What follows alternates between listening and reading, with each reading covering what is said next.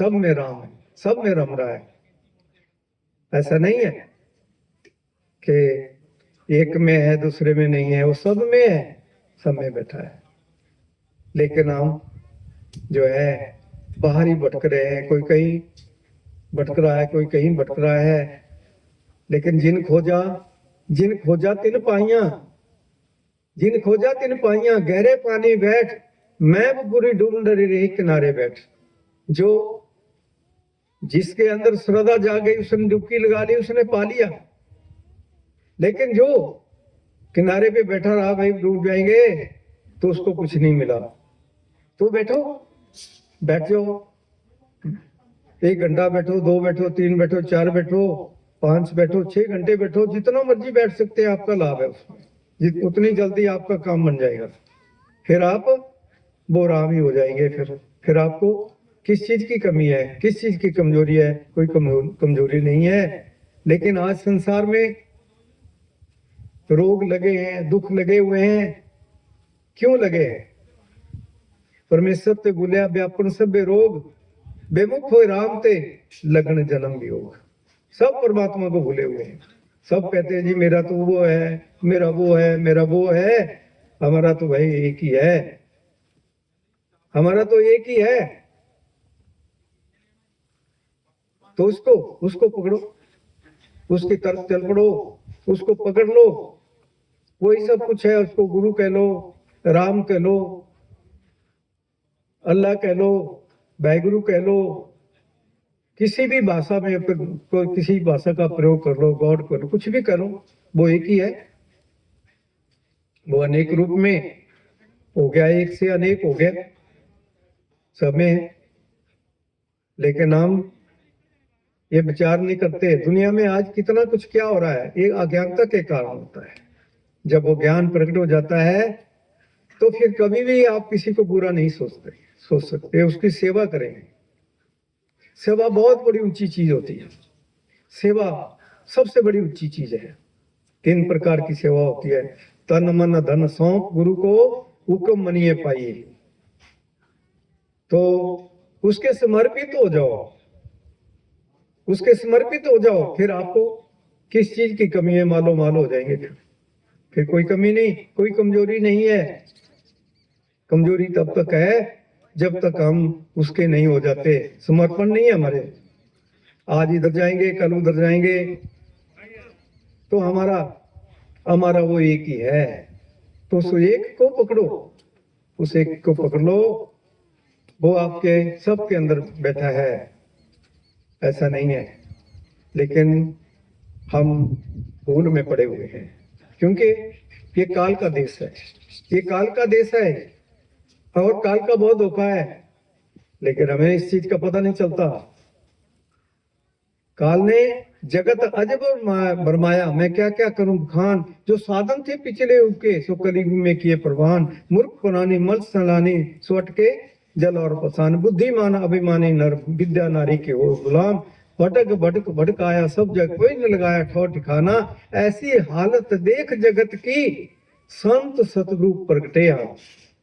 जब वो मालक देखता है कि सारा संसार भटक गया है, तो फिर उसको फिर इसी चोले में हमारे जैसे बन के आना पड़ता है। इसी चोले में आना पड़ता है। उसको क्या जरूरत है इस चोले में आने की? लेकिन वो फिर इस चोले में आकर के फिर हमें समझाता है।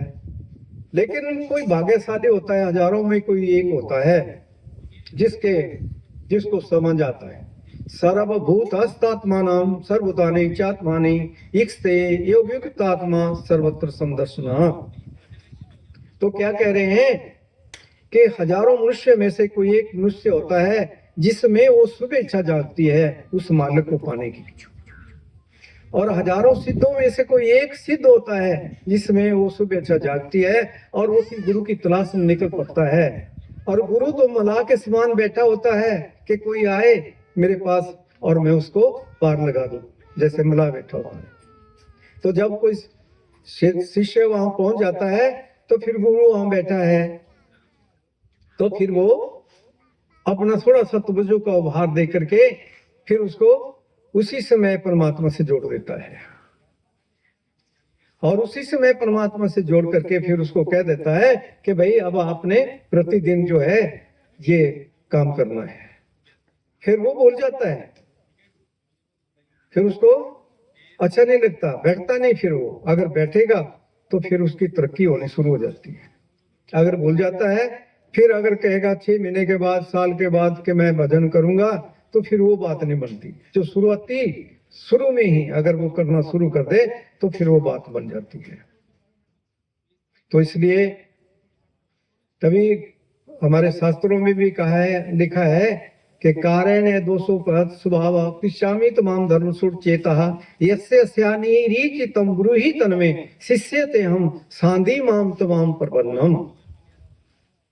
तो इस श्लोक में समझा रहे हैं कि कोई भाग्यशाली ही कोई एक होता है, हजारों में लाखों में एक होता है जो गुरु के पास पहुंचता है, पूरे गुरु की तलाश करता है और पूरे गुरु के पास पहुंचता है।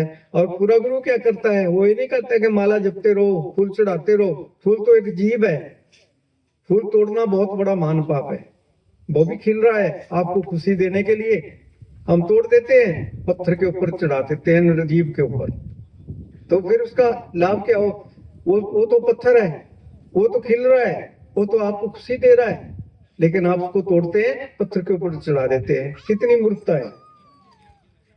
तो इसलिए फूल को कभी मत तोड़ो, कभी मत मसलो उसको। उसमें भी वो मालिक की सत्ता है, वो भी जीव है। हम भी जो है जीव को खा जा रहा है। तो दास साहब को बता रहा था कि जब फिर वहां कोई पहुंच जाता है तो गुरु फिर क्या करता है, थोड़ा सतवज्जो का उभार दे करके फिर उसकी आत्मा जो है उसे चक्करों से ऊपर निकाल करके यहाँ ऊपर ले आते हैं और उसमें प्रकाशित प्रकाश हो जाता है और अनादि शब्द महावाक्य नित्य निरंतर आवाज गति से चलना शुरू हो जाता है। बस यही चाहिए। फिर उस सच्चाई मिल गई, फिर उस सच्चाई को पकड़ो, उस सच्चाई को पकड़ करके फिर चलो। आप देखो फिर क्या जीवन बन जाएगा, कितनी बहार आ जाएगी, खुशियों की बहार आएगी आपके जीवन में, कितनी खुशियां आएगी, कितना आनंद आएगा। फिर तो आप उठेंगे नहीं, बैठे रहेंगे। और अगर हम ये सोचे कि मैंने तो जी आज पानी से स्नान कर लिया, मैंने तो वहां स्नान किया जा करके, मैंने वहां किया, लेकिन पानी के नहाने से कुछ नहीं होता। जल के मंजन जोगत होवे नित नित मेंढक नावे, तैसे वो मेंढक वैसे वो नर फिर जो नहीं आवे। तो कबीर साहब भी कहते हैं कि पानी नहाते क्या हुआ, जो मन की मैल ना जाए, मीन सदा जल में रहे, धोए बास ना जाए।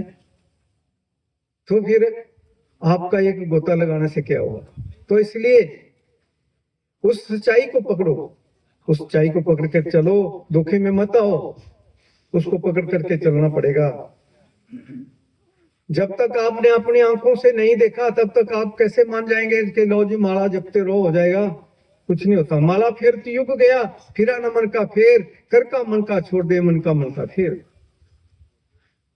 तो तभी कहा है कि शब्द बिना सुरती आंधरी, शब्द के बगैर आत्मा अंधी है, इसको कोई रास्ता नहीं मिलता।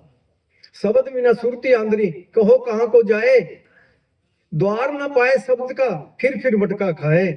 माला तो कर में फिरे, जीव फिरे मुखमाई, मनुआ तो दसों दिशे फिरे, तो सिमरन आई। माला फेर तो युग गया, फिरा न मन का फेर, कर का मन का छोड़ दे, मन का फेर। मंत्र तंत्र सब झूठ है, भ्रमों कोई संसार, सार शब्द को जाने बिना कोई ना उतरे पार। नेम धर्म आचार तो पूजा पाठ और दान करे, और मन में धरे गमान, नानक निष्फल जात है जो कुंचर स्नान। कुंचर होता है हाथी, हाथी जैसा स्नान है जो कुछ भी हम कर रहे हैं, ये कुछ नहीं है, बच्चों का गुड़े गुड़ियों का खेल है।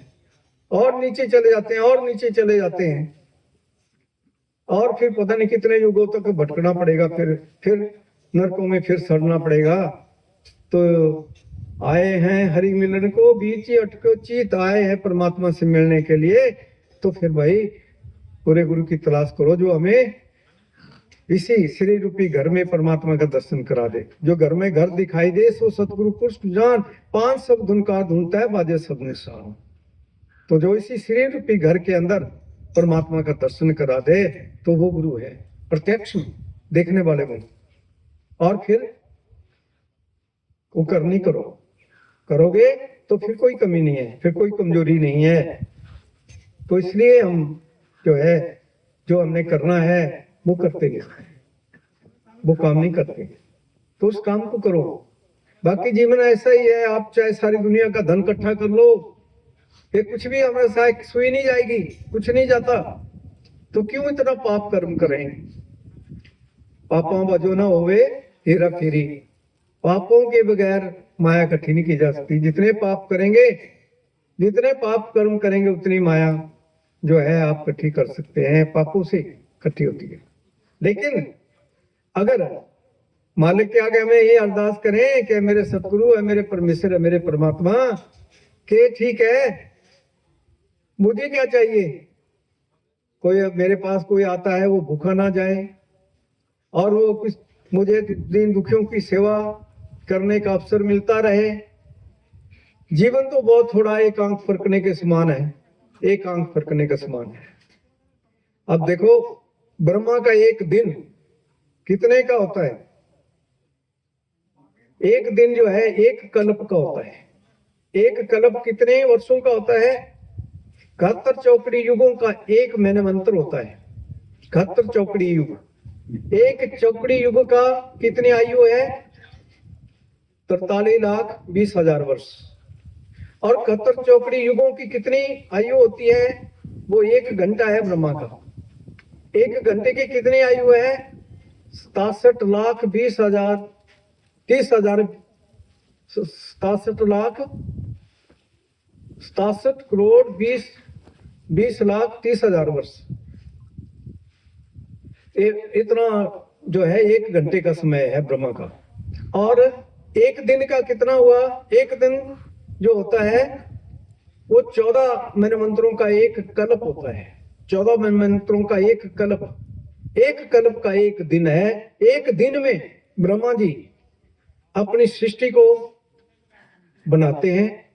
पहले प्रलय आती है, फिर इसका आगाज करते हैं सृष्टि का, फिर ये सृष्टि फिर बनती है। पहले खत्म हो जाती है, फिर बनती है। एक दिन में ही ब्रह्मा जी सृष्टि को बनाते हैं और प्रलय लाते हैं। और एक दिन के अंदर ब्रह्मा जी जो होते हैं उनकी आयु कितनी है? 100 वर्ष की आयु है। और जितने भी ये देवी देवता उनकी भी 100 वर्ष की आयु। 100 वर्ष के बाद फिर इनको भी और योनियों में जाना पड़ता है। तो इतना बड़ा है। और हमारा कितना समय है? हमारा तो एक आंख फरकने का समय भी नहीं है। पहले तो चलो 1 लाख वर्ष की आयु होती थी। 80 हजार वर्ष तक जिनको हम कहते थे कि जी ये तो बड़े ऋषि मुनि हैं, वो 80 हजार वर्ष तक बैठे रहे, लेकिन उनको कुछ नहीं मिला। लेकिन यहाँ आज कलयुग के अंदर, कलयुग क्या है? कलयुग केवल नाम आधारा, सुमर सुमर नर उतर ही पारा। कलयुग के अंदर एक नाम का ही आसरा है, सहारा है। एक नाम है जो आपको एक क्षण के अंदर आप में वो मालिक प्रकट हो जाता है।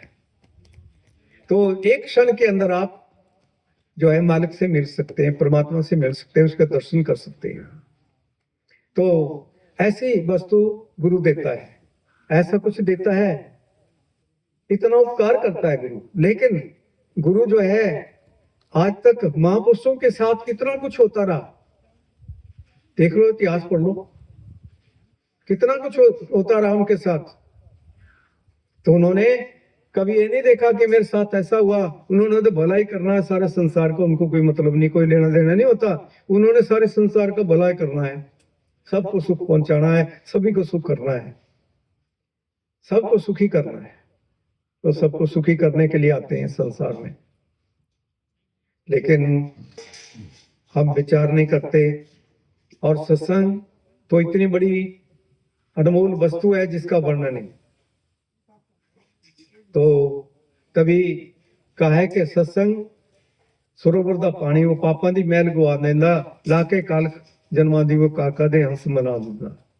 तो सत्संग तो एक वो वस्तु है जो इंसान को वो ही बना देता है जो है। आप सब राम हैं, वो राम बनाने के लिए आता है, सब उसके साथ जुड़ने के लिए आता है। तो सत्संग वो चीज है। सा विद्या विमुक्ते विद्या अमृतम असुमते। तो हमें ऐसी विद्या को प्राप्त करना है जो हमें मुक्त कर दे, मुक्ति दिला दे, जो हमें परमात्मा से मिला दे। ऐसी विद्या को प्राप्त करने से ही हमें कुछ लाभ मिल सकता है। ऐसे तो हम पता नहीं कब से चल रहे हैं, लेकिन कलयुग की अब बहुत कम आयु है, कलयुग के अंदर बहुत कम आयु है। 60-70 वर्ष, नशे पते बहुत बढ़ गए हैं। अगर कोई अपनी मर्यादा में रहेगा 100 वर्ष निकाल लेगा, इससे ज्यादा नहीं। 100 वर्ष क्या होता है? तो इसलिए, लेकिन हमारे अंदर विकार इतने बड़े पड़े हैं, इतने कुछ वो आ रहे हैं कि हम राजा बन जाएं, महाराजा बन जाएं, हम ऐसे बन जाएं, हम वैसे बन जाएं, बस सारी दुनिया का धन हम इकट्ठा कर लें। अरे कहाँ ले जाना है? क्या करेंगे इसको? ये तो कौडियां हैं, इनको क्या करना है? मोती मोती इकट्ठे करो, जो मोती है उनको इकट्ठे करो, जो लाल है उनको इकट्ठे करो। जो अगर आपको वो मिल जाए तो फिर किस चीज की कमी है? तो सबकी गठरी लाल, गिरत खुलत देख नहीं, इध विध वह कंकाल। तो लाल जो है वो सबकी गठरी में है, लेकिन हमने उसको तलाश नहीं की। हमारे पास ही है वो, हमने उसकी तलाश नहीं की। हम उसको बाहर ढूंढ रहे हैं, वो बाहर नहीं बैठा है, वो हमारे अपने ही अंदर है। हम जी रहे हैं, श्वास आ रहा है, हमारे सवा के बाहर आता है श्वास, फिर उसको अंदर अंदर ले जाने वाला कौन है? जो अंदर खींचने वाला कौन है? बाहर लाने वाला कौन है? अगर वो अंदर ना जाए तभी खत्म हो गया, बाहर ना आए तब भी खत्म हो गया। वो सांसों का प्रवाह चला हुआ है, सांसों का भी हिसाब बताया हुआ है। बैठत 12, चलत 18 और खावत 24 और सोबत 30 और भोगत 60। तो अगर 10 मिनट में हमारे 120 श्वास खत्म होते हैं, तो अगर हमने 10 मिनट में 600 श्वास खो दिए तो 480 श्वासों का घाटा कहां से पूरा करेंगे? कभी सोचा किसी ने? सारी रात भर सोए रहते हैं, सारी रात भर सोए रहते हैं। कहते हैं कि भाग्यशाली वो इंसान होता है, उसको समझ लेना चाहिए, जिसके ऊपर परमेश्वर परमात्मा कृपा करता है। कभी करता है वो भी कृपा, जिसके ऊपर कृपा करता है तो उसको 3 बजे उसकी आंख खुल जाती है। 3 बजे जिसकी आंख 3-4 बजे खुलनी शुरू हो जाए, उसको समझ लेना कि विशेष कृपा हो रही है, तो उसको फिर बैठ जाना चाहिए। अगर नाम मिल गया है तो उसको बैठना चाहिए। 4 से लेकर के 8 बजे तक बैठ जाओ, आपके 4 घंटे बन जाते हैं। 2 घंटे तो फिर रात को हो जाएंगे, कुछ दिन में हो जाएगा। 6 घंटे का भजन बन जाएगा आपका, बढ़िया हो जाएगा, सबसे बढ़िया काम हो जाएगा आपका। और यही काम है, हमारे जीवन का उद्देश्य यही है। अगर ये नहीं हुआ तो फिर कुछ नहीं हुआ। दिन तो ऐसे गुजर रहे हैं, श्वास तो ऐसे गुजर रहे हैं, जो श्वास चला गया वो वापस नहीं आएगा, जो दिन बीत गया वो वापस नहीं आता। तो हमारे आयु का पतन हो रहा है। ये मृत्यु जो है हमारे पीछे लगी हुई है। हम मृत्यु से डरे हुए हैं, हम भागे हुए हैं, और वो हमें हमारे पीछे लपट रही है। लेकिन एक दिन उसने हमें पकड़ लेना है और वो हमारा ग्रास कर लेगी। मृत्यु हमारा ग्रास एक दिन कर लेगी, उससे हम बच नहीं सकते। बचने का केवल मात्र एक ही उपाय है, वो यही है कि अगर उस सत्ता के साथ, वो सत्ता कौन है? वो शब्द है, जो सबका मालिक है, जिसने सब कुछ बनाया है, वो शब्द है। उसको पकड़ो, बैठो अंगूठा लगा करके, गुरु से नाम लेकर के अंगूठा लगा करके बैठो। देखो कितनी धारा चलती है, कितना आनंद चलता है, कितना सुख मिलता है, कितनी शांति मिलती है। इस संसार में तो कहीं शांति नहीं है। अगर आप राजे भी बन गए, इस दुनिया के आप महाराजे भी बन गए, तो आपको शांति तो कहीं नहीं मिलेगी। शांति तो उसी में है, परमेश्वर में है, उसी में है। तो उसको पकड़ो, उसको पकड़ने में सुख है, उसको पकड़ने में शांति मिलेगी। बाकी शांति कहीं नहीं है। बाकी सारी दुनिया ऐसे ही धोखे में पड़ी हुई है, एक दूसरे को लूट रहे हैं, को ठगी कर रहे हैं, को बुराई कर रहे हैं, को क्या कर रहे हैं, कोई नशे कर रहे हैं, को पते कर रहे हैं, कोई एक जीव को दूसरा जीव को काट काट करके खा रहे हैं। कितनी बुरी बात है। लेकिन कबीर साहब ने तो यहाँ तक कह दिया, कबीर साहब ने यहाँ तक कह दिया कि जो प्राणी किसी भी जीव का एक बार भी मांस खा लेता है, जितने उसके शरीर के ऊपर रोम होते हैं उतनी बार बकरा बन बन करके कटा कटा करके अपना शीश खिला खिला करके तब का कहीं जा करके उसका छुटकारा होता है। तो 7 करोड़ रोम बताए हमारे सिर के ऊपर, उतनी बार उसको बकरा बन बन के कटा करके खिलाना पड़ेगा अपना शरीर। इतनी सजा है। जीव किसी जीव को जो है मारता है, खा लेता है, बहुत बड़ा महान पाप होता है, बहुत बड़ा। और जो इंसान की कोई हत्या कर देता है उसका तो फिर कुछ भी नहीं रहता, तो सब खत्म हो गया। इंसान की हत्या करना तो एक परमेश्वर के को समझो कि आपने परमात्मा से कोई ऐसी कोई बात कर दी या कोई आप कुछ ऐसा कह दिया तो वैसा है। तो इसलिए हमें हर जीव के लिए जो है परमेश्वर से ही मांगना है कि परमेश्वर परमात्मा सबका भला हो, सबका भला मांगो। सबका भला मांगोगे तो आपका भला स्वतः ही हो जाएगा, आपका भला स्वतः ही हो जाएगा। तो बुराई तो किसी से मत करो, बुरा भी किसी को मत बोलो। अच्छा बोलो, नहीं बोल सकते बुरा मत बोलो। तो कभी कहते हैं ना कि बुरा खोजने में चला बुरा ना मिले कोई, जब मैं अपने आप को खोजा मुझसे बुरा ना कोई। तो हमारा जो अपना आपा है इसमें इतने विकार भरे पड़े, इतने विकार भरे पड़े हैं जिसका वर्णन नहीं। ये तभी इनकी सफाई होती है जब हम उस सच्चाई के साथ जुड़ते हैं। तो तभी कहा है कि सीलबंत सबते बड़ा, सीलबंत सबते बड़ा, सर्वरत्न की खान, 3 लोक की संपदा रही सील में। तो सीलबंत है जो सहनशील है, धीर है, गंभीर है, उसके अंदर सब कुछ है, वहां सब कुछ है। सीलबंत सबसे बड़ा, सर्वरत्न की खान, वो सारे रत्नों की खान है। सील सुख का सागर है, सील सुख का सागर है, कोई न पाए था। शब्द बिना साधु नहीं, द्रव्य बिना नहीं सहा। हम साधु भी उसका कहेंगे जिसके पास शब्द है। जिसके पास शब्द ही नहीं वो साधु कैसे हो सकता है? वो साधु नहीं हो सकता। साधु जिसके पास शब्द नहीं है वो साधु नहीं है। तो इसलिए हमें उस शब्द की कमाई करनी चाहिए। शब्द को पकड़ करके उसकी कमाई करो तभी काम बनेगा, ऐसे नहीं बनेगा। ऐसे तो हम सोचते हैं कि चलो हमने यहाँ ऐसा कर लिया, वैसा कर लिया, ये कुछ नहीं है। अंदर तो पाप भरे पड़े हैं, दूसरों के प्रति बुराई है, दूसरों के प्रति जो है हमारे विचार शुद्ध नहीं है, तो फिर क्या होगा? फिर कुछ नहीं होगा। तो हमें जो है उस नाम को बजना चाहिए, उस नाम को जपना चाहिए। उस नाम के साथ, वो नाम क्या चीज है? वो शब्द है। 3 चीजें हैं। पहला कोर्स आपका सुमिरन का है, दूसरा ध्यान का है। ये जब दोनों परिपूर्ण हो जाते हैं तो फिर हमारे अंदर वो सार शब्द जागता है। वो 2 ताकतें हमारे अंदर है, वो 2 ताकतें हमारे अंदर फिर जाग जाती है, सुरत और निरत। सुरत बिना, नृत्य बिना सुरत आंधरी कहो कहाँ को जाए। तो वो जाग जाती है। फिर एक ताकत देखने वाली है, एक सुनने वाली है, फिर वो आगे होकर के चलती है और हम जो है फिर चल पड़ते हैं। बिन पग चले सुने बिन काना, कर बिना कर्म करे विधि नाना।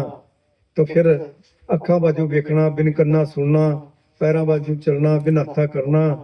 तो फिर वो वैसी गति हमारी बन जाती है, फिर वो गति बन जाती है। तो वो है, फिर इस शरीर की जरूरत नहीं पड़ती। फिर आत्मा की तो इतनी उड़ान है कि जहाज की क्या उड़ान है? कुछ नहीं है। ये तो एक चिंटी जैसी है।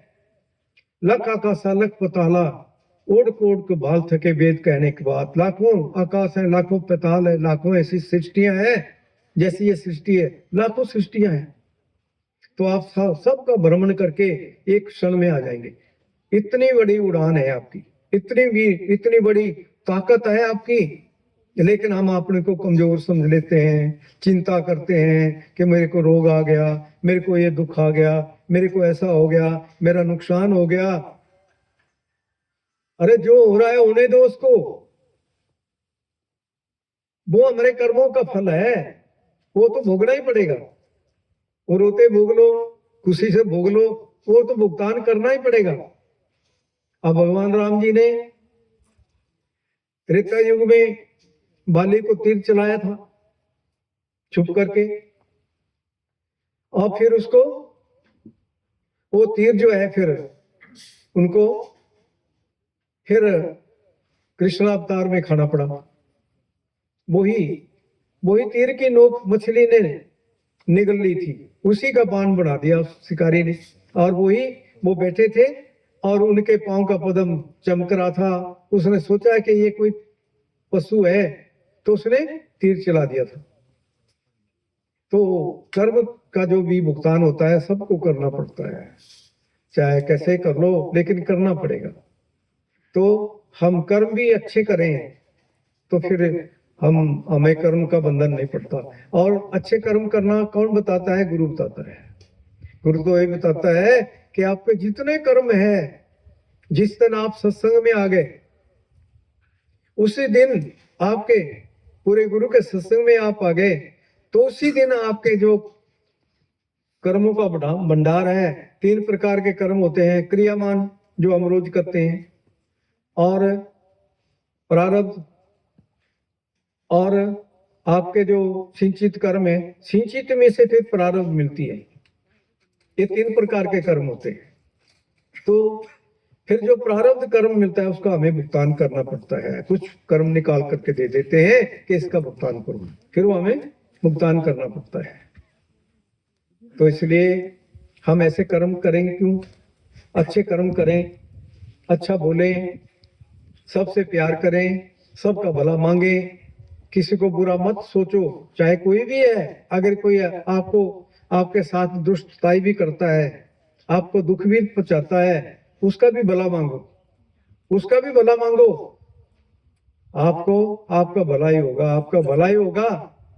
और जो वो दुष्टताई करता है, सोचता है, वो चीज फिर उसी की बर्बादी करती है, उसी को वो उसका भुगतान करना पड़ता है। तो हम बुरा क्यों सोचें, किसी को बुरा क्यों बोले? अच्छा नहीं बोल सकते तो बुरा भी क्यों बोले, अच्छा बोले। तो हमारे मानव जीवन का यही ध्येय है कि सबसे प्यार करें, सबको अच्छा बोले। तो सबसे बड़ी बात तो यही है कि हम उस शब्द के साथ जुड़े और उस शब्द की कमाई करें। और जितना भी आप बैठ सकें बैठो, अंगूठा लगा करके बैठ जाओ। अगर आपको बाजू में दर्द लगता है, कुछ नीचे रख लो, ऐसे अंगूठा लगा लो और सुनते रहो। अगर दोनों कान में अभी आपकी कम धुन चल रही है, दोनों कान में अंगूठा लगा लो और फिर चल पड़ेगी, ये कान से आनी शुरू हो जाएगी। फिर आपको अंगूठा लगाने की जरूरत नहीं पड़ेगी, फिर आपके पूरे ब्रह्मांड से चलनी शुरू हो जाएगी, फिर रोम रोम से चलनी शुरू हो जाएगी।